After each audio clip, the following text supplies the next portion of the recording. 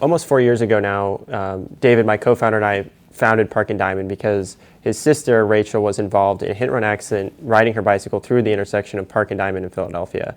And she wasn't wearing a bicycle helmet, and as a result, spent nearly 4 months in a coma. And as two engineers, we really asked ourselves, what can we do about this? And the bicycle helmet wasn't our first thought. We said, do we advocate for protected bike lanes? Like, what do we do? And we quickly learned that she was just one of nearly 80,000 Americans that year to suffer a traumatic brain injury as a result of a cycling-related crash, and that helmets are nearly 90% effective at reducing the probability of these traumatic brain injuries. So it became really obvious to us at that point, as two engineers, that we should make a better bicycle helmet, and that's exactly what we did. It's crazy to think that our experience with eFest is almost 2 years ago. It's crazy how quickly time flies. It's probably one of the best experiences that we had as collegiate entrepreneurs, because we came here, really without the intention of, winning this event, right? We came with our heads down and said, we're going to put our best game face on. We were so nervous, and I hope that on video it didn't really look that way. But I think we came with a lot of passion and something that, we really enjoyed how many other entrepreneurs we got to interact with. And I think the quality of the talent and the competition was amazing. We were, just chatting about how great the experience was with the Innovation Challenge and how it really brought the focus off of being a competitor and really brought the focus on being a student entrepreneur and embracing what that community can do for you. Because the reality is, no matter what happens at this event, you have to run your business the next day. Whether win or lose, first, second, third, fourth place, there are connections to be made in these rooms, in these hallways, that are going to take your business from where it is today to what it really naturally could end up being. And I think that's, at the end of the day, the most important thing. I think eFest was one of the most critical steps for the trajectory that we're on. It's really hard to look back at our journey as a business and look at that period of time without really highlighting our experience at eFest. One, it gave us a tremendous network to go and raise money from, which is really important when you're a student entrepreneur. And two, the national validation of winning $100,000 at a pitch competition really shows that you've done something and you've achieved something at a pitch competition.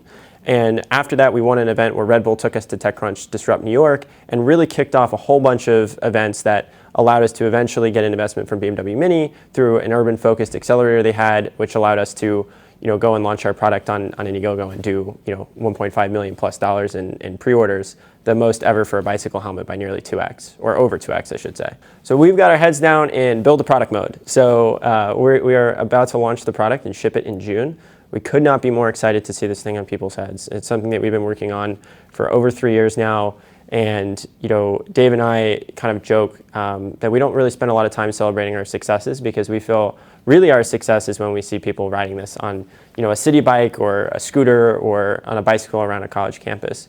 And we know that day is coming, and we're working really, really hard to get there. And hopefully it'll be in June, and we just can't wait until we get it out there. So as a student entrepreneur, I think one of the first challenges is you have to learn how to run a business. So you're fighting two things. You're fighting all of the problems that an experienced entrepreneur running your business would have to solve, and then you also have to learn how to be that person in the first place. And I think that creates for a really interesting set of challenges. So one is stress management, how to manage raising money, a board, investors, mentors. You're going to get tons of information, and how you filter that is really important. And two is how you deal with these setbacks. Like, we've experienced, every single possible problem you can imagine, right? We've had investors pull out at the last second over a deal when we had almost no money left.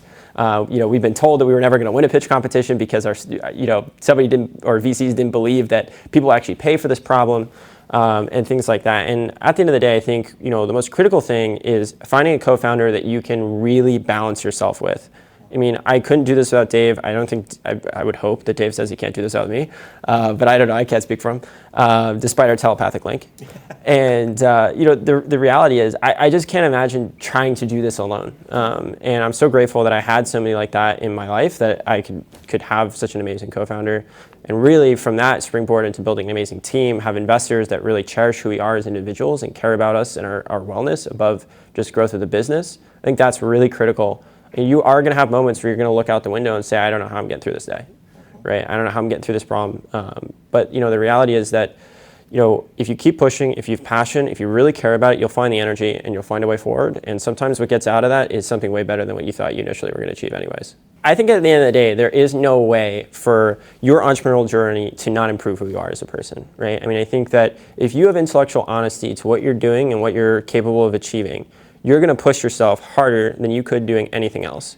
And at the core of it, I think that's the point, right? I mean, at least for me, like what I enjoy about entrepreneurship and what I'm most grateful for about this business is that what's good for me, what's good for this company is also good for the rest of people, right? At the end of the day, this company's going to save somebody's lives.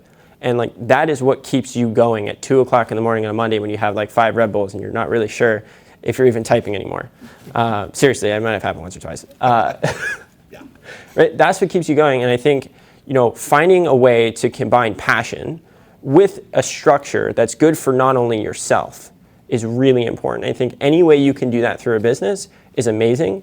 And entrepreneurship is possibly the best vehicle for that.